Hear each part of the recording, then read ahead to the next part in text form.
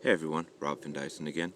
Today is the 23rd of August, 2020, and I was listening to a podcast, The Art of Manliness by Brent McKay, and I said Brett, not Brent. It might sound more like Brent, but it's Brett McKay, Art of Manliness, and it was an interview he did with a psychologist who decided that she was going to learn how to play poker, and she decided she was going to learn how, after doing some studying, she was going to learn how to play Texas Hold'em, no limit. And the reason why she did this is she had, in her studies, she has her doctorates and stuff like that. She found poker being referenced over and over and over again as a way to study decision making and things like that. And it was actually a very interesting interview. I'll try and make sure I link it in the show notes. But the one thing that's like just really stuck with me, if I think about it, I can pull out other stuff. But the one thing that's just like stuck with me is she had coaches. She went and got a couple of top tier poker players in the type of games that she played. And the question came up, okay, well, how do you apply all of this? And she said, one of the best things that I've ever taken away from this, one of the most life-changing things, is whenever you're going to make a decision, pretend you have a coach. Because she understands that not everyone actually has a coach. But to imagine you have a coach, to pick someone, whether it be a spouse, whether it be an actual coach, whether it be, just someone. And play through the mind of you explaining why you made that decision. That you have to explain, okay, well, I played this hand because I folded because I, made this life decision because. And just in your mind, play that conversation real quick. This doesn't need to be a long, drawn-out thing. It's like, why did I make this particular decision? And just by doing that mental exercise, that you are going to realize if you're falling into one of the fallacies that they have in psychology. They actually have a whole list of fallacies that people regularly fall into and use. And I don't know all of them. I know some of them. But they're fallacies and biases. And that, if you're just making a decision off of the cuff, it's very easy to fall into these fallacies, a normalcy bias or a something like that. And the fact that you're sitting there having to now explain it oftentimes will bring those to light. Now, the decision still might be a right decision. But if you realize, oh, okay, I made this decision, I want to make this decision. I want to go down path A. My gut reaction is to go down path A. But the reason why I made that gut decision was because of this. Then you can evaluate it. And like everything, the more you practice it, the quicker you get at it. At my job, it used to take me 30, 40 minutes to put a particular component onto a trailer.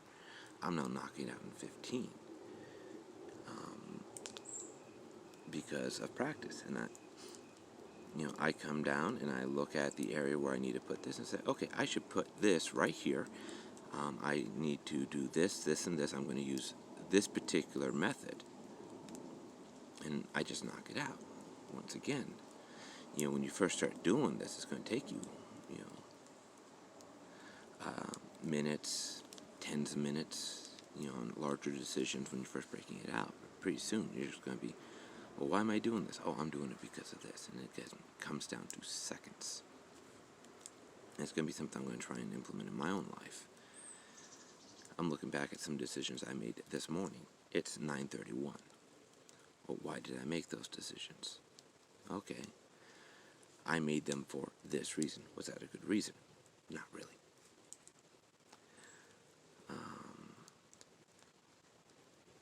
So,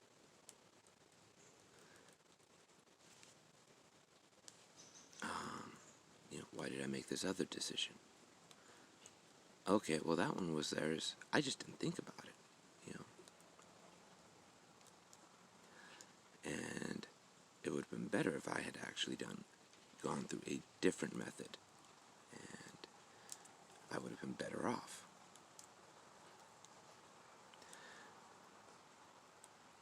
So, just by doing that, and, like, why am I making this decision? And not just, trying, but it's like, imagine yourself explaining it to someone. And, occasionally, it might be a good idea to, like, grab a spouse, grab a friend. If you have a life coach, you're already kind of doing this. He's already asking you those questions. He or she's already asking you those questions. But just to say, okay, why am I doing this? All right? Well, at least I now understand why I made that decision. Right, wrong, indifferent. Why am I making that particular decision?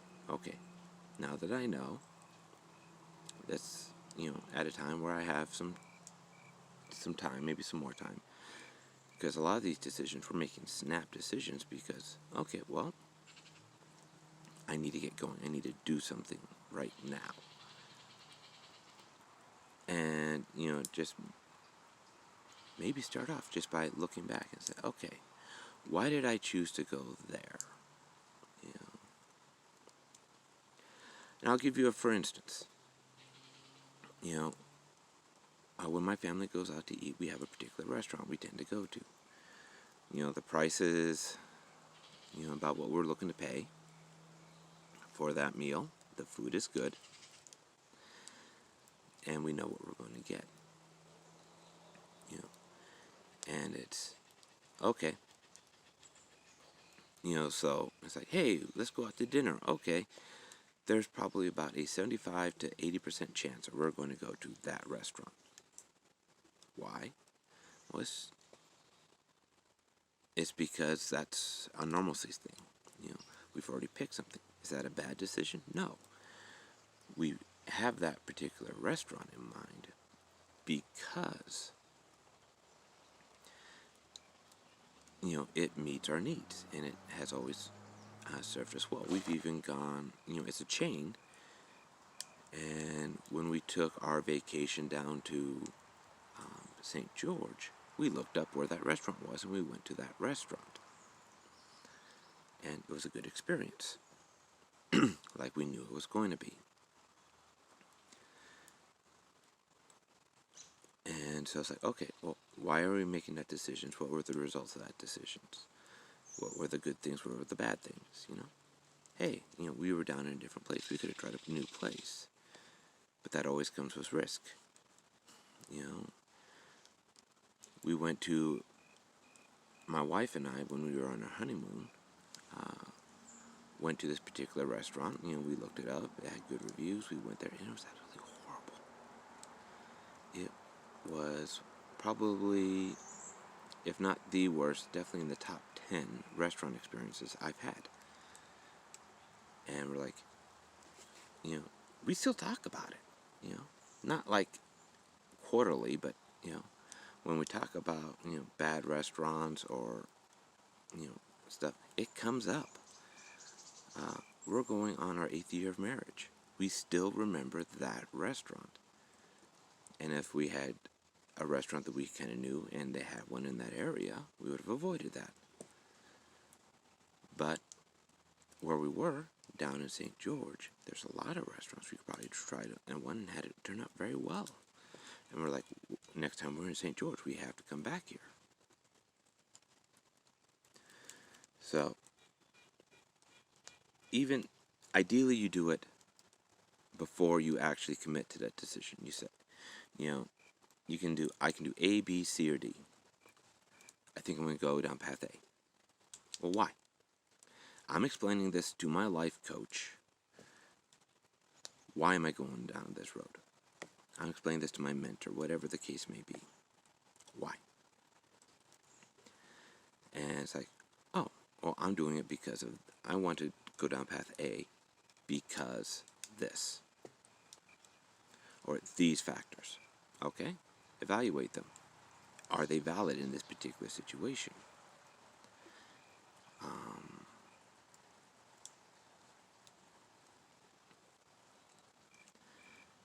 Going back to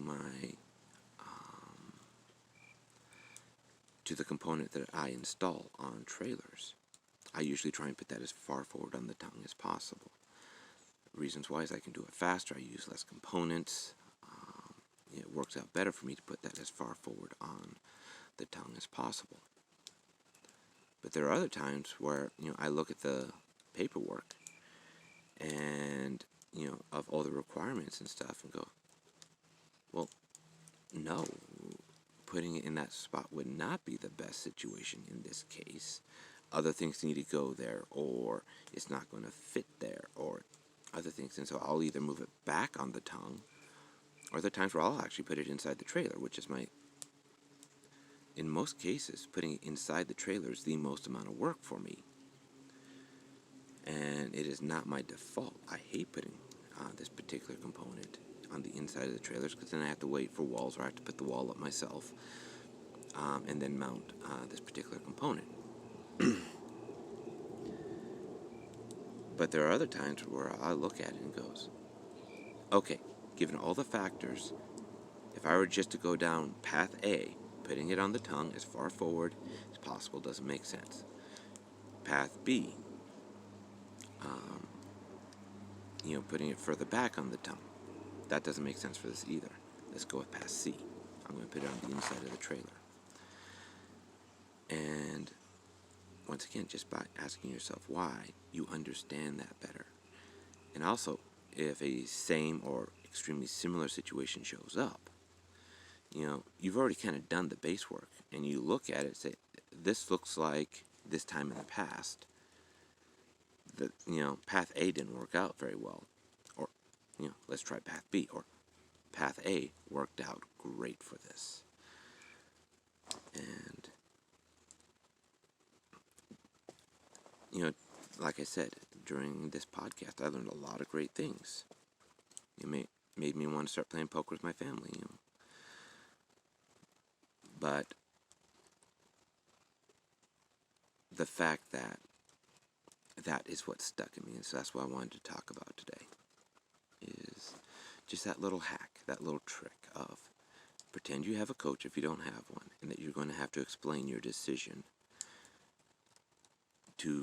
of why you did what you did to someone else. And the fact that you can also do it retroactively and say, you know what? Some of the decisions I made today, if I were explaining this to a life coach, they would call me an idiot, and they'd be right. So, the next time this comes up, I need to not make that decision. I need to make a different decision. Anyways, that's mostly what I have today. Ask yourself why you're doing it. Why are you making that decision? And also, sometimes, if you are evaluating, why you are making that decision,